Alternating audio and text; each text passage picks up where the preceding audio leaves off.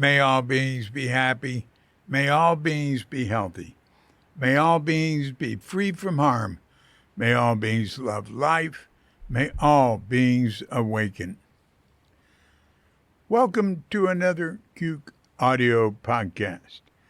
I'm DC, Poobah of Cuke Audio and Cuke Archives, doing our bit to help preserve the legacy of Shunryu Suzuki and those whose paths cross his. And anything else that comes to mind. I pray that you and yours are safe and comfortable, free from economic hardship, and able to get out and do whatever it is you want within the limitations of the universal precept of do as little harm as possible. So today we have a guest, Robert Halpern. To me is Bob. There's one other guest, and that is the rain.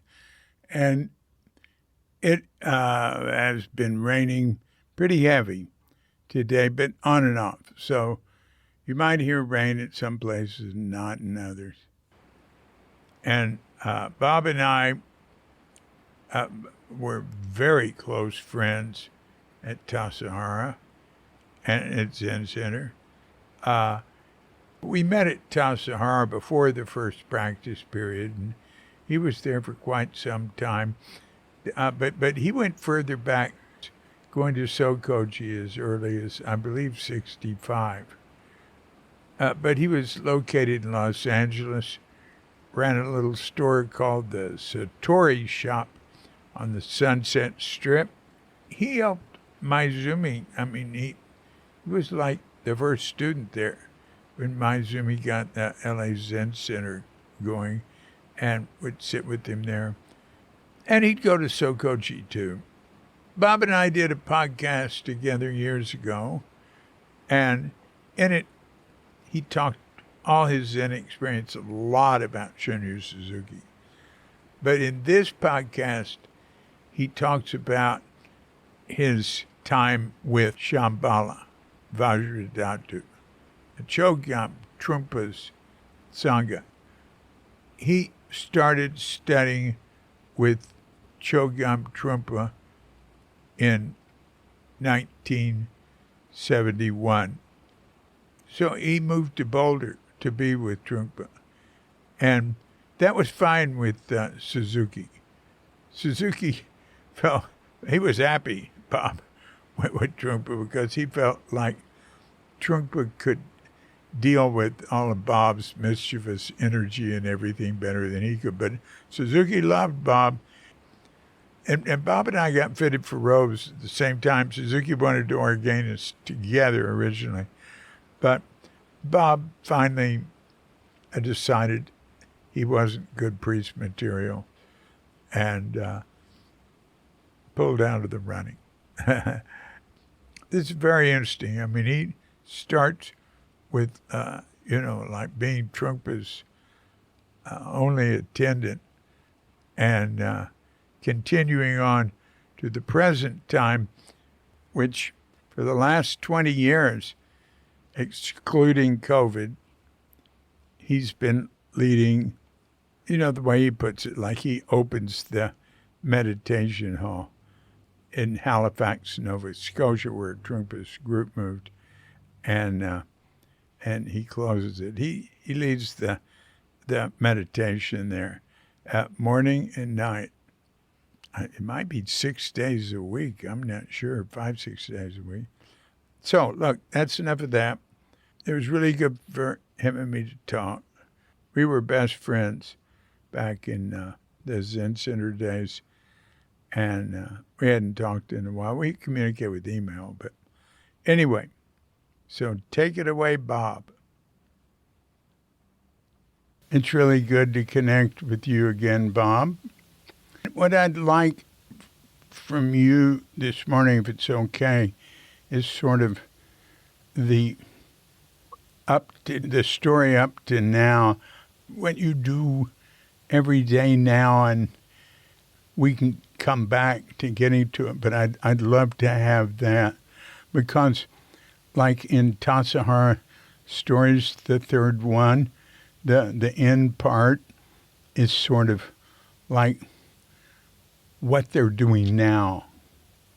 You know what I Yes. mean? I mean, there's so many. I mean, we were all so crazy.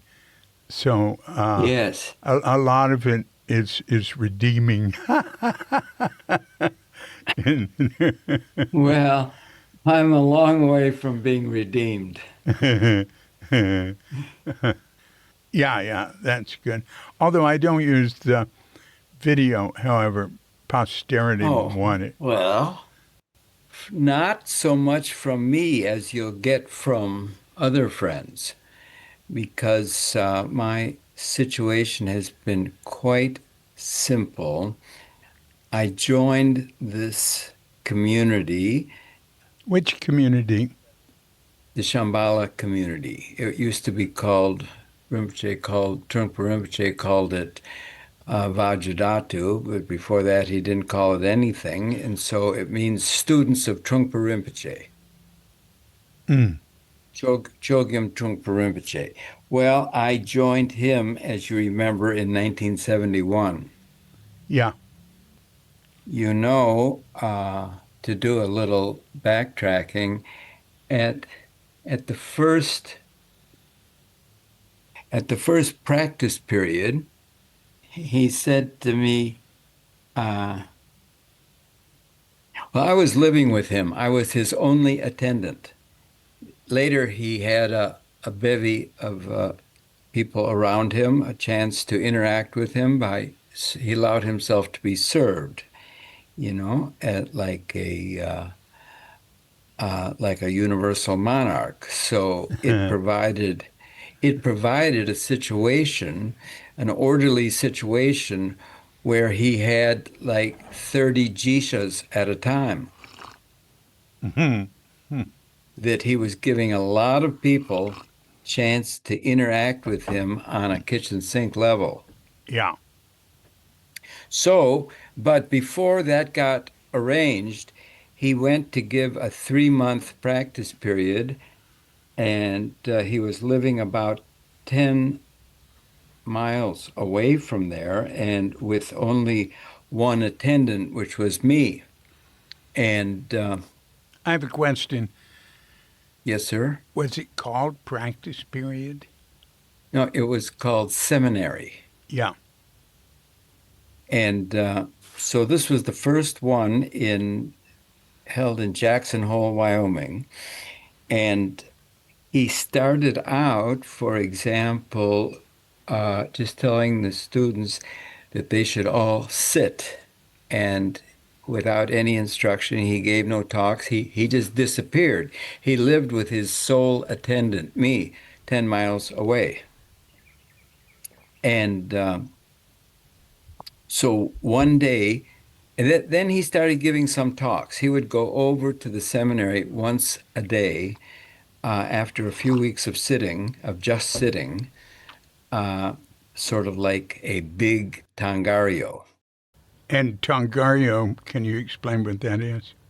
Yeah, tangario is a way that you enter into the practice of a monastery. So you show up and you don't know how long you're going to sit for, and you're told to just sit without any instructions, and sometimes you're even encouraged to give up and leave. That's right. So we did it at Tassajara, and Rinpoche did one in his own flashy style without giving any hints of how long it was going to last and without forewarning them that it was going to occur. Anyway, after doing that, he began giving some talks uh, based on the great classics of the Tibetan Buddhist path. And one day he said to me, tomorrow, why don't you give the talk? And I said, sure, because for me, that would be some downtime without any pressure. The pressure was attending him, and trying to do a good job all the time. So go give a talk to that seminary? No problem.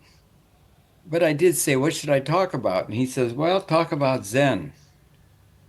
And so the next morning, he was a late sleeper. He liked to stay up late at night and he would wake up late the next day. So I figured I'd hop in the car and go over to the seminary, give a morning talk, and be back before he woke up so that it wouldn't interfere with my duties as attendant. And but before I woke up, there was Rinpoche. He had made coffee and breakfast for me, and I said, so I ate the breakfast. I said, thanks very much. This is delicious. And then I said, I'll be back in about an hour and a half. He said, I'll go with you. I'm going to the talk. So I was told to sit in his chair, which was on a raised dais, like the way Roshi was on a raised platform. So, and he was sitting front row center facing me. And I was a little, obviously, I was taken aback. I was nervous. And so I just went into a kind of automatic pilot of how Zen came to China and then how it came to Japan and who was whose teacher and a really dry, lifeless talk. And it surprised some of the students. They say, "Oh, I didn't know, Bob, that you knew so much about, academic stuff." But I said to Rinpoche afterwards, how was it? And he said, well, I was hoping for a little humor. And that was the beginning of something. So it's about four subsequent seminaries. He told me to teach a class in Zen or Zen and Kagyu, which is the lineage that he belonged to in Tibet. And but I always did that in conjunction with being his attendant. So I never took it very seriously. And I knew that my colleagues who I was teaching, they didn't know anything about Zen. So whatever I said, that they would accept it. So I wouldn't get caught being stupid or not well prepared. So I did that off and on for the next, while he was alive, for the next 12, 14 years. And sometimes to a smallish classes and sometimes to the whole seminary at once to 200 or 300 people. And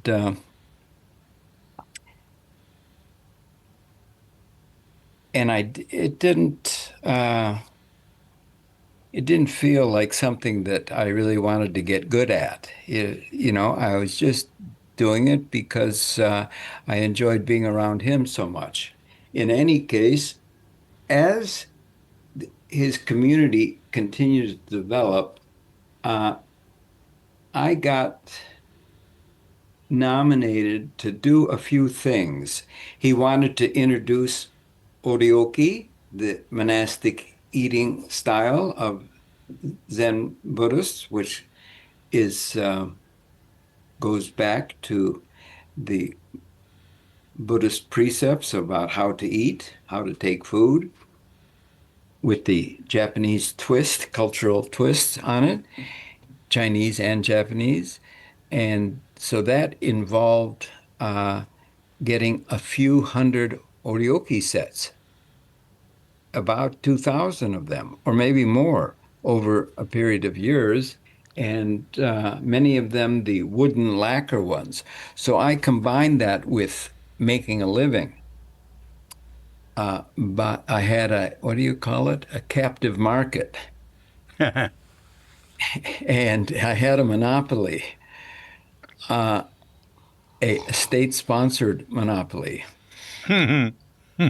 And then he also wanted to introduce tea ceremony and kyudo, which is Japanese uh, contemplative archery. It's it's they call themselves the practitioners of standing zazen, Mm.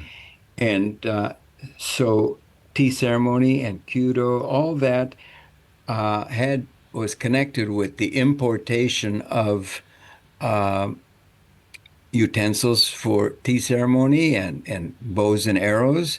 And so there was another field. I added that to importing and kind of mixed uh, attending him with making a living because I began to have children. My wife actually was the one that did the heavy lifting there. And uh, so then, and also he wanted some bigwigs from Tibet. The Karmapa, who is like the Dalai Lama or the Pope of Trungpa Rinpoche's lineage, was coming, making his first trip to the West, and one of his teachers, Dilgo Khyentse Rinpoche, who also happened to be teacher to the Dalai Lama, they were coming, and so that involved me going to Japan and buying uh, hundreds of yards of brocade to dress up the Shambala centers that were going to be visited. Uh, and so I uh, interacted more with Japanese culture in importing those things. So uh, then shortly before, a few years before he died, uh, I was running out of money, and this importing wasn't doing the trick of raising my children and trying to raise my children with my left toe, and all the rest of me trying to hang out with the teacher. And that was catching up with me. So I told him I wanted to go to Japan and try to make some money there for a while. And that while turned out to be 3 or 4 years up until his death. I opened a language school, which you visited, I think. Oh yeah, Yes, and I yes. knew I hired people because I had we had an informal language school just all under the Uh-huh. table, no name, So and did I you hired visit people, Kyoto or Kobe? huh? Did you visit me in Kyoto or Kobe or both? Both, but um, Uh-huh. I would hire people or I would meet people who taught in your school, and they really liked it, and they liked you, and they liked the conditions. Oh, I see. I thought I was uh abusive Not to them. to them. Oh, well, I wasn't to the students, I treated them like royalty, but I thought uh well, I was always paranoid that teachers would uh open up their own schools and take the students away because they knew that I was making a lot more money than they were, but they weren't as greedy as I was. Hmm. So it actually never happened. Anyway, so I came when I got heard that Rinpoche was deathly ill. I went back to visit him, but he had gone into a coma. And I stayed with him for some time, but then I went back to Japan and waiting for news of his health. You know, he was so young. He was 47 or 48, depending on how you calculate it. And uh, like the rest of his students, I had a good chunk of denial because, in fact, he had he had fooled us before. It looked like he was dying on a number of occasions. He looked like, he was no longer going to interact with the living. And he had been in things that's similar to a coma before, and then suddenly normalized. And so we kind of assumed, at least in my circle, most people sort of thought that he wouldn't really die, which he did do. So don't you go and do that, David. I promise. All right. So uh, then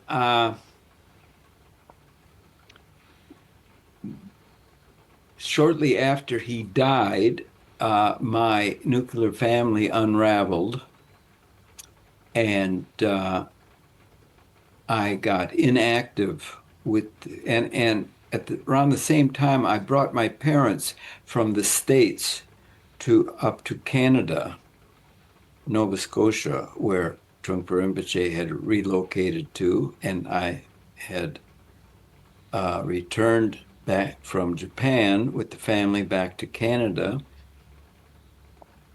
And so I spent some time as after my parents lost their health insurance, and they were there on their as tourist visa overstays. So theoretically illegal in Canada, but I wanted to keep them nearby. And so I ended up, and I split up with my wife. And so I ended up for a number of years, first till my father died, then till my mother died, being 24/7 nurse, the world's worst ever nurse. And that's what I did. And so during that time, uh, I didn't practice with the community, nor did I practice at home for that matter. In any case, after they both died, uh, my family had imploded, and I had lost contact with my children. And so I began, that was around 2005, I began reviving the old practice of a daily sitting at the Halifax Shambala Center. I think, if I remember correctly, it had suffered because there was uh, the first of a couple of reputational crises that happened. This one having to do with the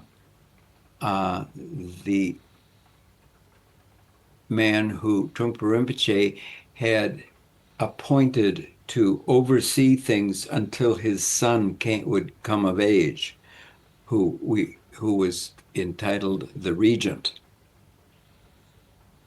Wait, who was entitled the regent? Because you mentioned two people, and then you said who was entitled the regent. Which one? Oh, no, I only mentioned one person. No, you I said there said was a guy taking care of it until his son until could come. his son. Oh, I see. So who was the guy who was to take care of the community until Rinpoche's son came of age? Yeah. Was his name was Thomas Rich, who had been going by his Hindu uh, as a Hindu practitioner. He had come up with the name. His teacher had dubbed him Narayana. In any case, his given name was Thomas Rich, and so he, after Trungpa Rinpoche's death, he ran into a severe bump in the road, uh, and the community more or less exiled him, if I remember correctly, or he decided he better leave and he went to set up camp in California.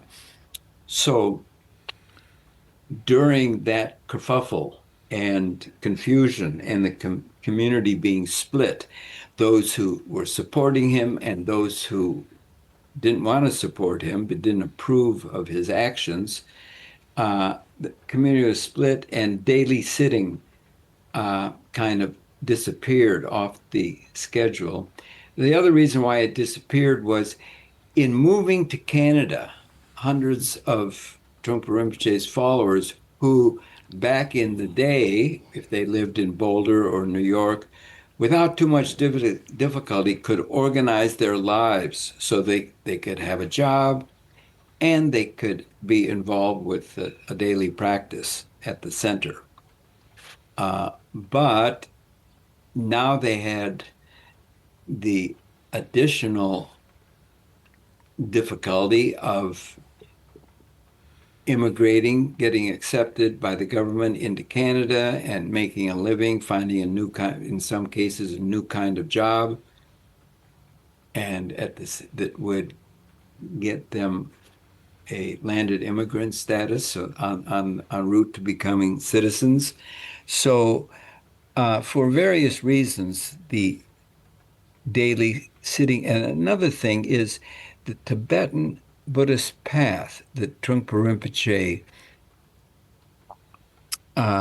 introduced is the way I see it is that it works in Tibet because Tibet is set up differently from Japan, where in Japan you live in a village and you can walk to the nearest Zen temple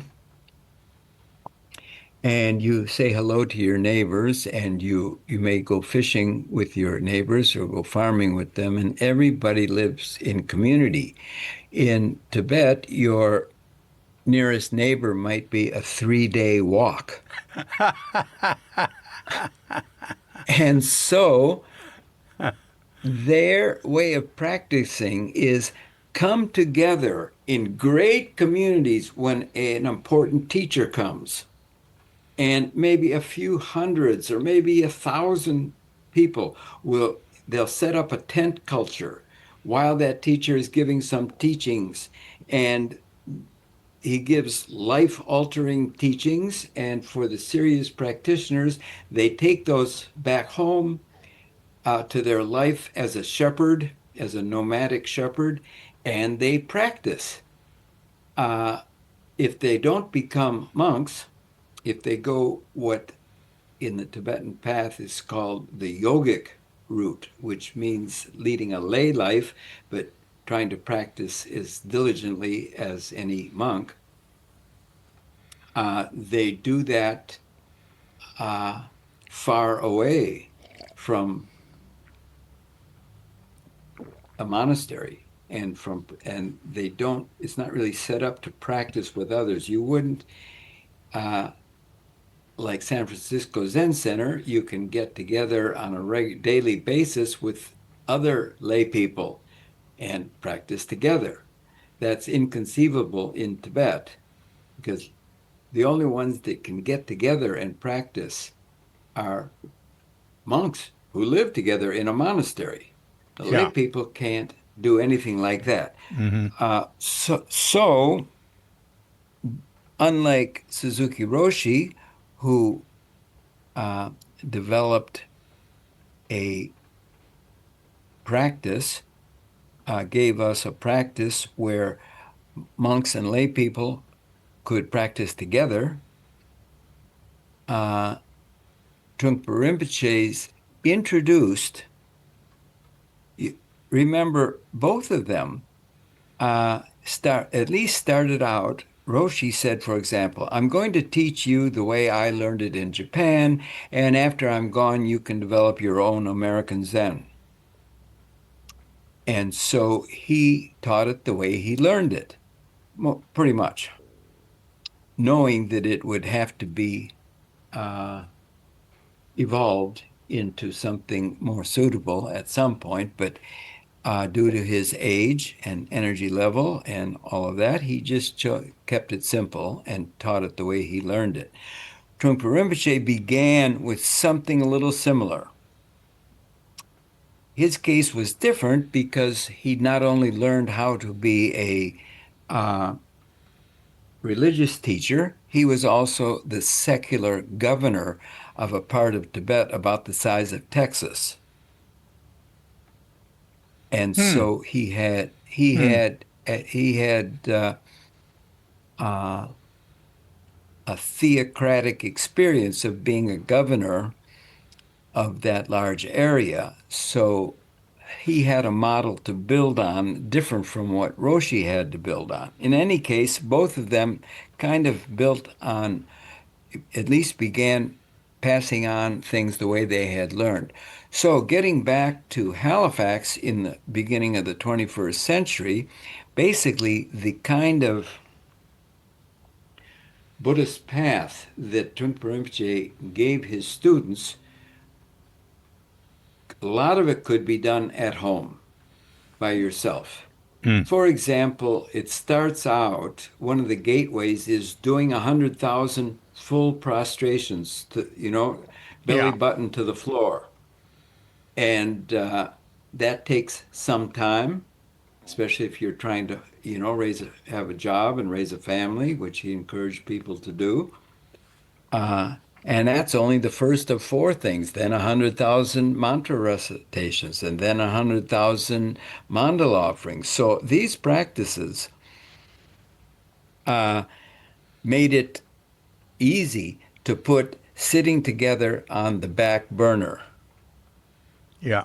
because uh, at first Trungpa Rinpoche legislated. He said everybody had to sit a 3-day intensive, a Friday night, Saturday from 9 until 9, Sunday from 9 until 9. He wanted all of, while he was still living in the States, he wanted all of his students to do that every weekend, Oh my God. unless every weekend. Yeah. He wanted a lot of sitting done, and people did it.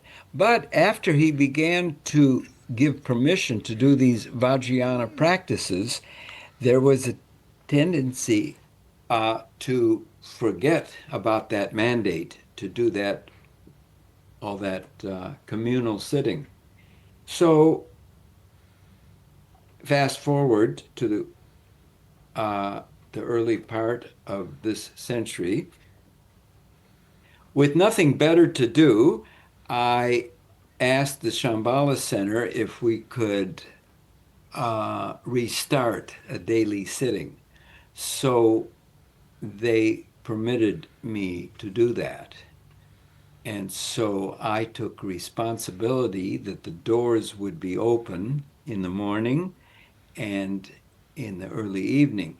The module that they had been running on was that they were doing just a Sunday sitting and trying to support themselves by having classes, Buddhist and contemplative classes at night, taught by, funded by donation or by a fee.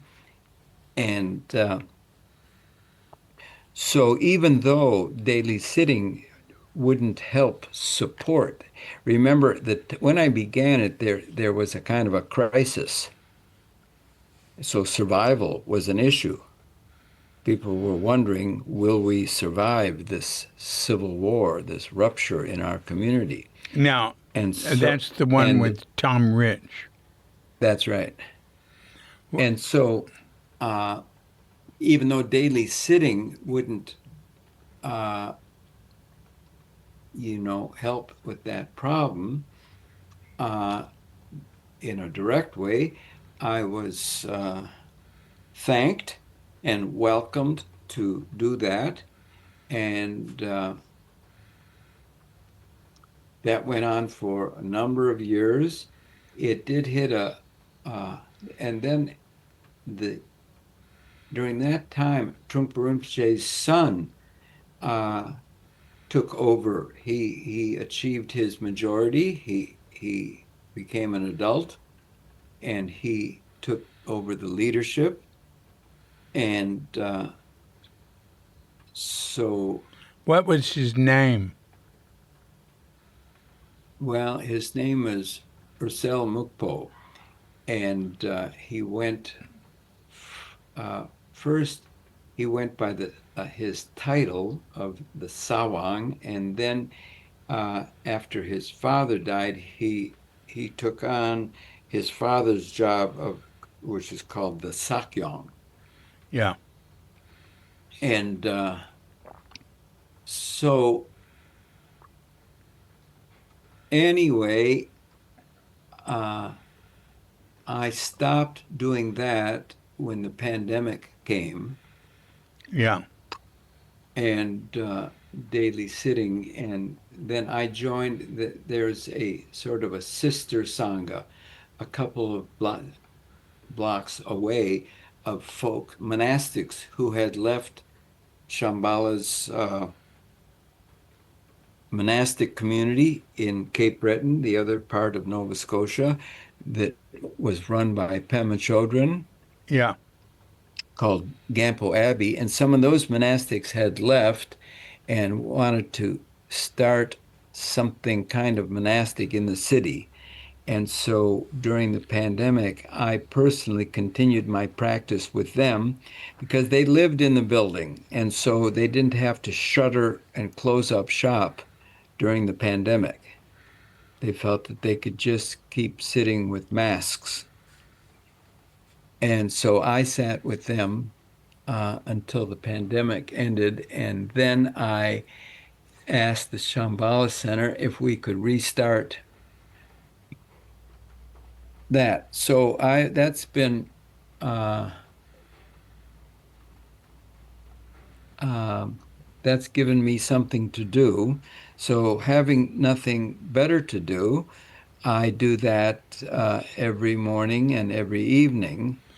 Make sure that the door is open and that sitting happens. And a couple of years ago, I asked them if I could offer a class on a weekly class on Zen Mind, Beginner's Mind. And they said yes, and that was well attended. And we just continued that. We did a little short chapter each week. So there's about 37 chapters in that book. And then we just continued with the Not Always So, which is formatted in the same way. And when we finished that, we began doing Becoming Yourself, which we're Oh, in the middle of now. yeah. That's very recent. That's this year. That's right. Yeah. That's right. I just uh, because uh, because uh, we want to wind this up, today's talk at 9, I wanted to bring you up to today. So, and tomorrow morning, I'll do what I do from time to time when they have an intensive. There's end of the year, 3 different intensives happening simultaneously in the local Halifax Shambhala Center. One doing a Vajrayana visualization practice for those people who have been given permission to do that practice. Another one doing what are called Mahamudra investigations, which is a stylized way of a deep dive into the world of shamatha and vipassana, uh, taught the way monks learn it in their 3-year retreat. And another one, the one that I'll be attending, is called Profound Simplicity, where one of the teachers in the local community put together some of the pith instructions of Trungpa Rinpoche and his teachers, or the great teachers of the lineage. The what instructions? Pith, P-I-T-H, pith, the Okay. essential teachings. Yeah. And so he's calling the program Profound Simplicity. So in any case, I'll do continue my morning and evening sittings for anybody who wants to come by. And in the middle, instead of going home and taking a nap, I'll just join the program that's going on. So that brings us up to what we call in Canada Boxing Day, which is today, because that practice starts. I'll join that tomorrow morning. So there's the answer of what I've been doing. There are only a few old friends that you know who live here in Halifax. You know Richard and Alice Haspray, and you know that Alice, who died recently, you Yeah. know from San Francisco Zen Center. Interestingly enough, Richard Haspray and I in Boulder, we noticed that we were both Minnesotans who had studied with Suzuki Roshi in San Francisco, and now we were living in Boulder, Colorado, studying with Trungpa Rinpoche. When we when we both happened to relocate to Halifax, Nova Scotia, in chatting one day, we realized that in 1948, we were both playing the same King of the Hill in the playground of Robert Fulton Elementary School. So that we have, since 1948, Richard Haspray and I have been connected in Minnesota in 1948, and then later in San Francisco, then later in Boulder, and now in Halifax. Ha You've heard of 1948, haven't you? Yeah. That was when Truman beat Dewey in the elections. Mm. Mm. So What year were you born? 43 Mm.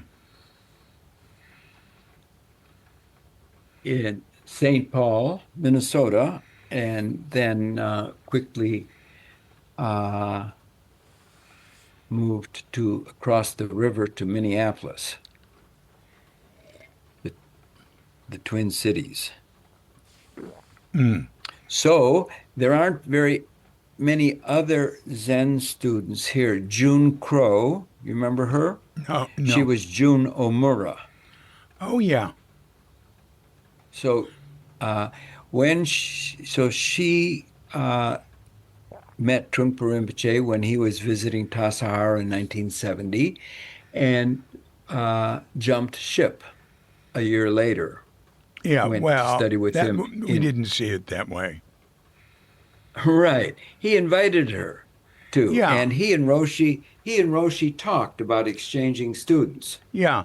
Henry Schaefer, in one of his Chronicles of CTR interviews, he Yes. said he was criticized for moving to Rinpoche, and he gave the picture that it was not approved of. But I never experienced that. I thought That was in Henry's mind. yeah, that was only. a smooth transition, and it would normal. Very. And Suzuki Roshi encouraged it. He couldn't handle what he had. Of course.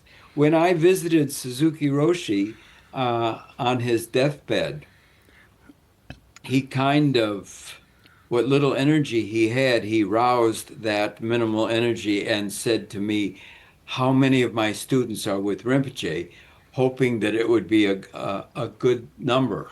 Yeah, yeah, So, yeah, Henry, may he rest in peace, had a his own pair of glasses. Yeah, and he always positioned himself as an outsider at Zen Center. That's right. That's Now, right. he was pretty close with Rinpoche, though. Yes. Yeah. So anyway, a few went to Boulder, like Paul Shippey, but here and Jack Elias, but very few ended up.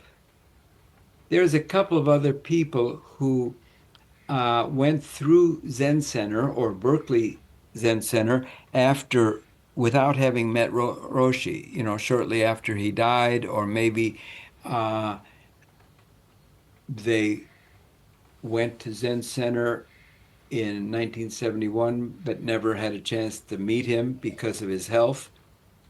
Mm-hmm. Uh, but here in Nova Scotia is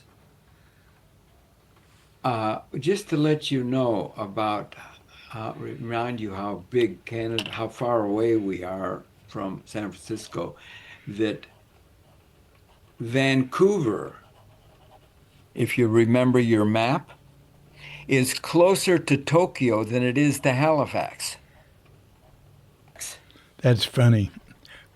So that therefore we are farther away. I'm here farther away from San Francisco Zen Center than if I were in Japan. So not that many people, from that we knew together back in San Francisco Zen Center have made it all the way here. Yeah, I have a question. Yes, sir. Well, you give this picture of,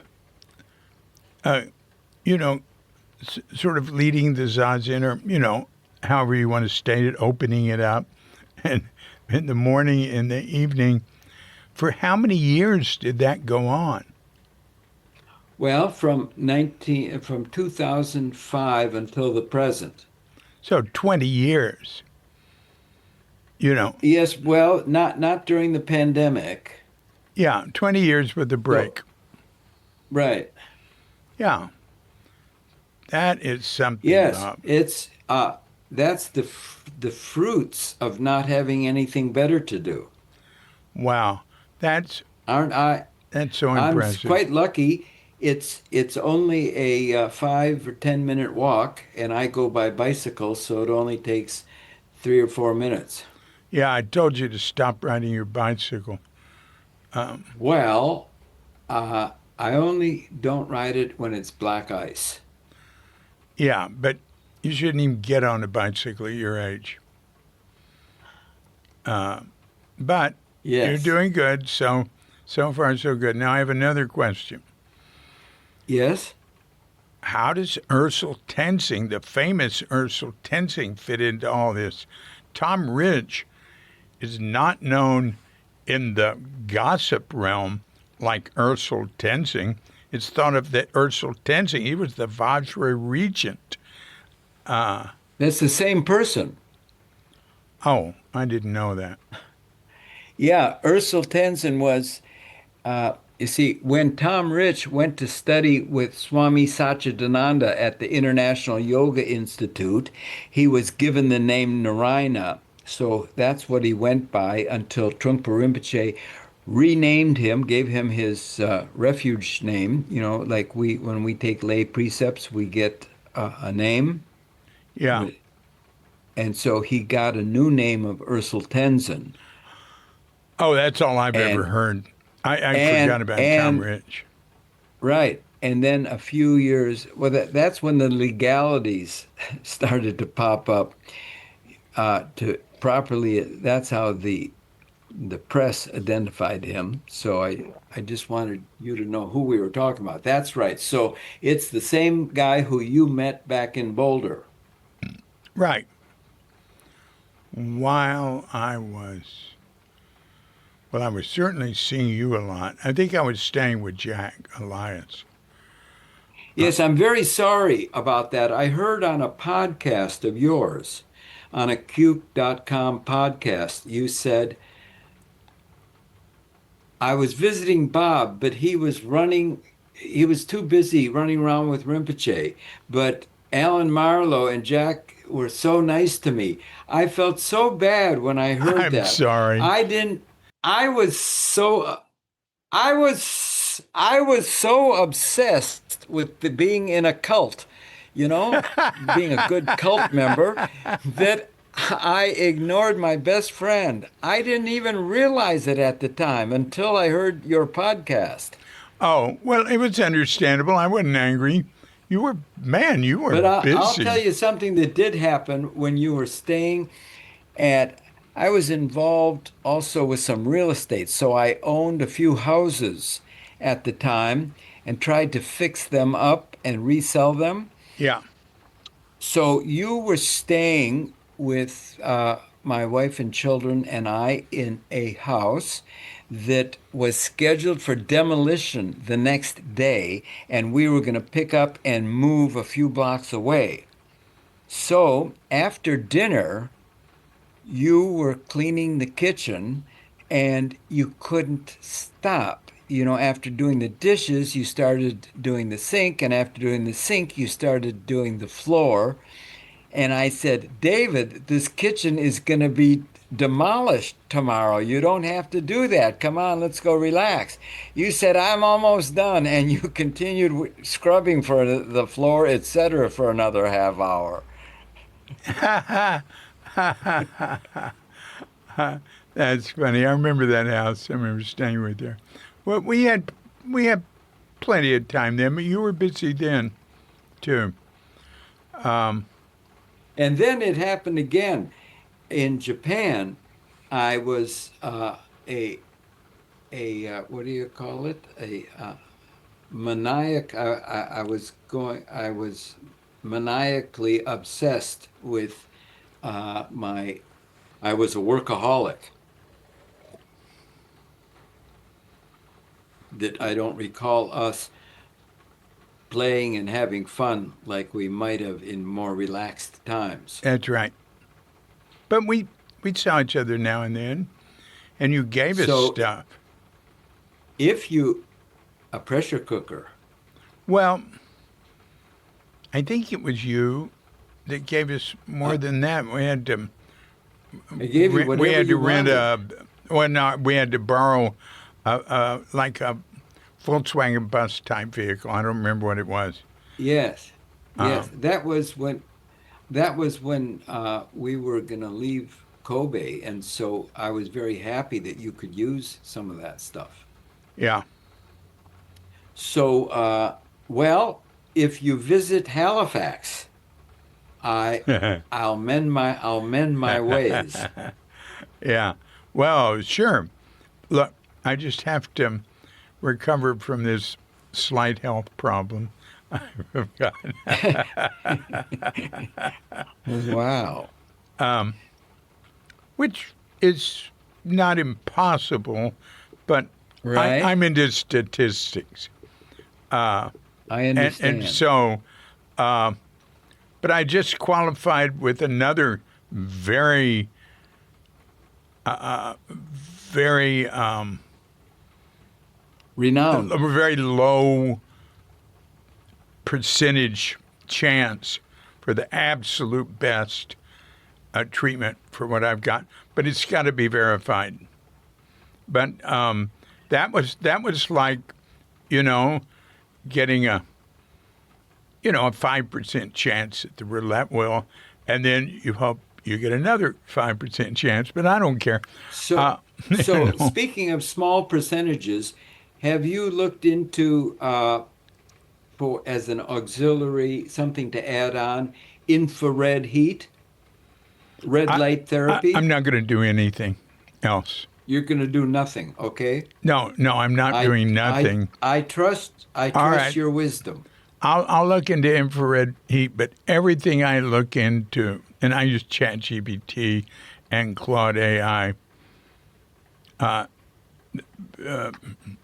They say, well, like with naturopathic, right? all sorts of Yeah. different types of naturopathy. Doing nothing has better statistics than Yes. naturopathic. I think I brought this up. I've heard that, what you just said. I brought it up because I've heard that it's considered a non-invasive way of pain management. Well, pain In other management's words, one it thing, so that might be true. I mean, yeah. acupuncture can be used, but in terms of survival, right?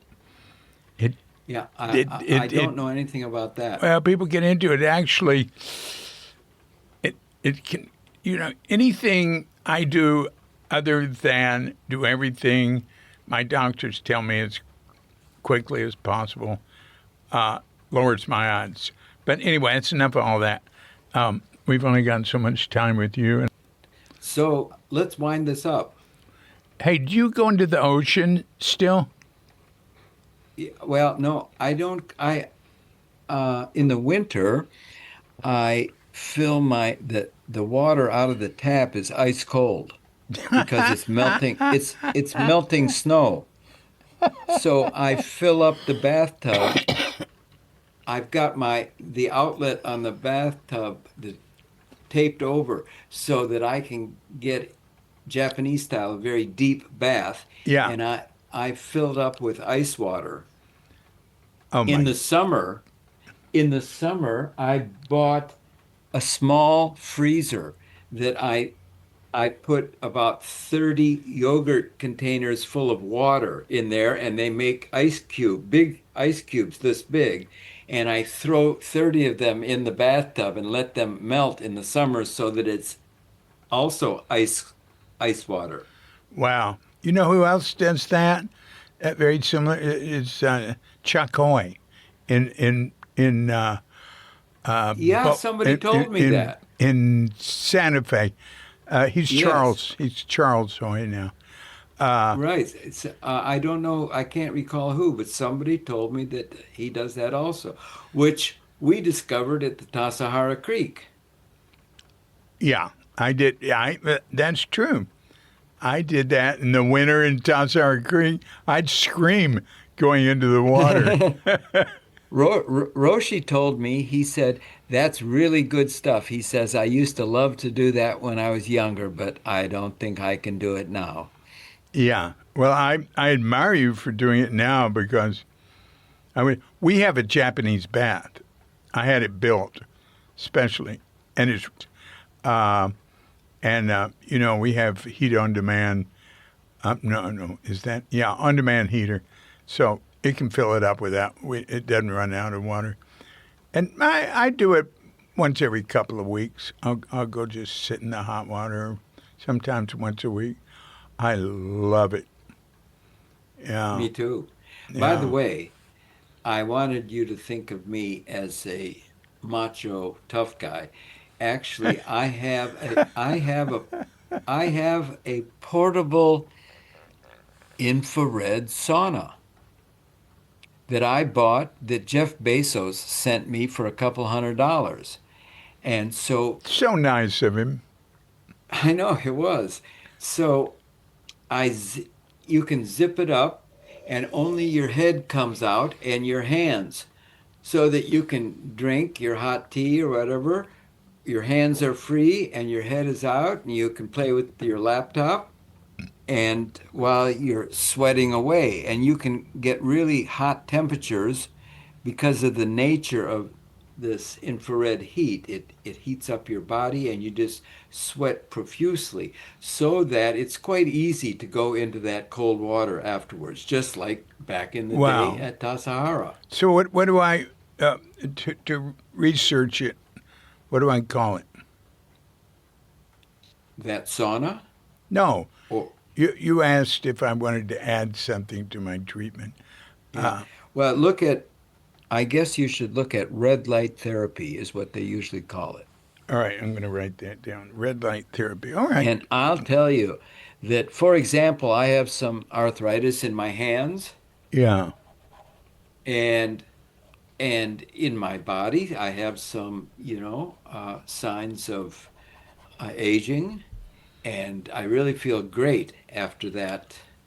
I feel wonderful after that. Yeah. Oh, that's great. I am going to look into it. And incidentally, naturopathic is good for some things, and it, we eat pretty close to it to begin with. Right, I know. I can imagine. Without having to pay $100 an hour to find out that you're eating naturopathically. You I'm know, going to tell you that your spirits are fantastic. well, that's good to hear. I want to tell you something. I just had this amazing 2 day pleuritis I thing, know. which was the I can most only imagine. extreme thing. But it went the antibiotics. I've never seen antibiotics work like that. It in 2 nights of antibiotics IV, it got it. I'm continued taking it orally now. But anyway, the hospital I'm going to is like going to a 5-star hotel. It's just So let me unbelievable. interrupt for a second. Yeah. During that 2 day nightmare, did you have what you would describe as a near-death experience? No, no, no, no. Look, the nightmare part of it was two 15-minute episodes of extreme Oh, pain. The I rest of it, see. the rest of it, I was either sitting up where I wouldn't have it, and a friend of mine Right. who had pleurisy sent me a note, keep upright. That's all. She'd had it, right? Keep upright. Uh-huh. And I would, 2 times I got in to pain that was so great. But that's why I went to the emergency room the first time. The second time is, they had me on this paracetamol like Tylenol, and they thought, well, you'll be all right. Yeah, lie down because we want to move you up to a room. And It I is said, Tylenol. I looked it up. It's the same as Tylenol. I know, I said. It's just Oh, we you call it said like paracetamol. Tylenol. It's just a Well, different no, name it's for the same same. drug. Yeah. Right. And so it turned out that lying down on the gurney didn't even make it to the elevator. And my reaction was so extreme it frightened them, and they ran off and got some fentanyl. Fentanyl. And So the fentanyl that allowed me to that was sleep. quite a jump, wasn't it, from Tylenol to fentanyl? You know, the amount they gave me was so low that I I see. didn't get high. It just took the pain Right. away. And I had Beautiful. I had 3 fentanyl shots the whole time. And the let's see, I went there Thursday night, Friday. Saturday morning, I woke up and I said, nope, I don't need any painkiller at all. I feel fine. And I'm leaving today. And the doctor came and he talked to me. He had all sorts of plans for other tests and stuff. He agreed. So I got home. So it's very quick, right? Fantastic. And the So the nightmare part was just, but time stops when things are that bad. I go into ice water. I understand. I do my ice water torture. I know what you mean about our chats. So I have, in terms of what you're writing for volume 3, we have wrapped it up now. I always enjoy talking with you, but that's about all I've got for you. Yeah, yeah. Oh, well, it's great talking with you. My God, yes, wonderful. Oh, I have a question for you, David, an important question. Uh, it's because uh, we, Roshi called you and me into his apartment together for he and Oksan to measure us for robes. Right. And so you went ahead and got ordained, and I didn't. So what did I miss? Huh. Well, you continued being a a Buddha, and an unrealized Buddha maybe.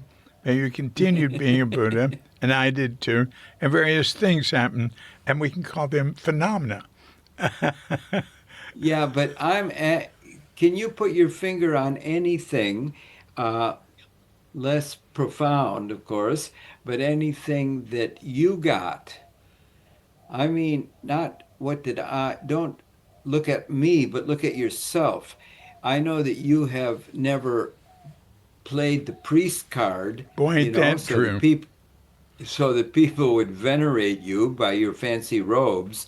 However, it did benefit you having that experience, you know, Well, yeah, uh, yeah, being ordained by but it him. restricted me, not as much as others.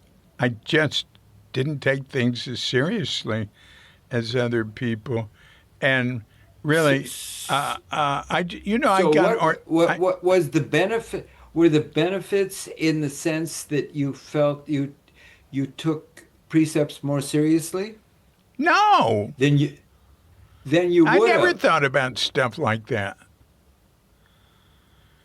Well, Uh, what did it mean to you? all right, getting ordained by Roshi was something to do with Roshi. Oh, here's Right? another thing I can do with Roshi. I never thought about being a priest or any of the implications Reb tried to tell me. And I say in the book, in Tassajara too, he might as well have been talking to the wall. He said, now you've got to understand, that this is responsibility. You'll be an example in this and that. Well, I no, just okay, couldn't do I it. understand. That's exactly how I would have taken it. To me, it was something I had an opportunity to do with Roshi. So, and how did that turn out to be different from had you not Oh, done status, it? man. But Enormous that's he status. he didn't care about the status, and it didn't No, affect but your in terms relationship with of, him. I'm talking to J.J. Wilson a couple of years ago, and she was Yeah. talking about people meeting her, and she was very close with Suzuki Roshi. And she said, "Oh, you knew Suzuki Roshi," and they project on her then some special qualities. And she and I agreed we had unearned status. Uh, and all right, there's that. But also, it was a wonderful experience, man, being Shuso. And I really talk about it in the second Tatsara Stories book is coming out next September. And of course, I did get a lot out of it. The 4 years with Richard Baker that I had as I was priest, that really helped me. As a student, it didn't help others, maybe, I don't know. But yeah, I learned a lot. I was under a lot of, he put you in a pressure cooker, and I was with him a lot. It was his Jisha a lot of that time. And yeah, that was an essential part of my training. You're right. I should say that before I say the thing about unearned status. And in many ways, it's continued to benefit me in terms of my practice and the way I relate to others and everything. But I I don't know quite how to define it or explain it. But yeah, it changed me in a major way that affects me now. Kobun told me once in a very uh, caring and serious way, he said, "You're going to die by breaking your stomach." He looked at my tendency to overeat Yeah. and to gorge myself, and I got the feeling that he sensed that it wasn't a passing fancy, that it was, that I was closely tied to that behavior pattern. And here, 60 years later, I still overeat at times. Well, you don't You look know, overweight at all. I know, but uh, and I don't purge, but even so, you can do that. You can eat until you feel like you're about to bust, Oh, I you haven't know? done that in decades. I still do it. Oh my God. I still do it. And I guess early on, food is love. You've heard that, Oh you yeah. know, Yeah. and having my mother had her hands full with my wild and crazy dad. And so to shut up little Bobby, she just, shove a peanut butter sandwich in my mouth. Okay, David, thank you very much. Yeah. Okay. Nighty night. 99. Thanks a lot. That was great. Take care. You too, thanks. So, hey, thanks, Bob. That was really interesting. You did the whole thing. You went through your entire Shambala history adequately. I mean, you and I were both satisfied. I mean, you could go on for hour after hour about it, and you are capable of that. But he had to get up for meditation the next morning, rather strict about it. He's 82 now. We went on a little past his bedtime, but not much. Anyway, thanks a lot, Bob. Well, maybe we went over uh, 20 minutes, but I cut about 20 minutes out of it because we get off on all these tangents. But one thing he brought up that I left in there was him talking about red box therapy, ultra red, and that. And then he read me all this stuff from Google saying, what it could do. But I didn't leave that in. And Google's not best for that. ChatGPT or Claude AI is better for that. So I asked ChatGPT what it thought of it. And, well, it I get so many suggestions from things that really don't hold up well if you look at peer-reviewed studies and stuff like that. And ChatGPT really has available everything in the world, but I feel like Google will mix up stuff that's peer-reviewed and stuff that's speculative. And so, very briefly, here's what ChatGPT's summary was. What it is commonly used for in evidence-based contexts: muscle and joint pain, soft tissue injury recovery, some dermatology uses, including wound healing, skin conditions, certain neuropathic or inflammatory conditions. What it is not a detox method. It does not clean the lymph system. It is not a cancer treatment, and claims in that direction are speculative or unsupported. This has been a Cuke Audio podcast. I'm DC, Poobah of Cuke Audio and Cuke Archives, coming to you from Sleepy Sonor with Doggett Bandita, Feline Manis, and dear lovely Katrinka. And we're wishing you and yours and all of us a grand awakening.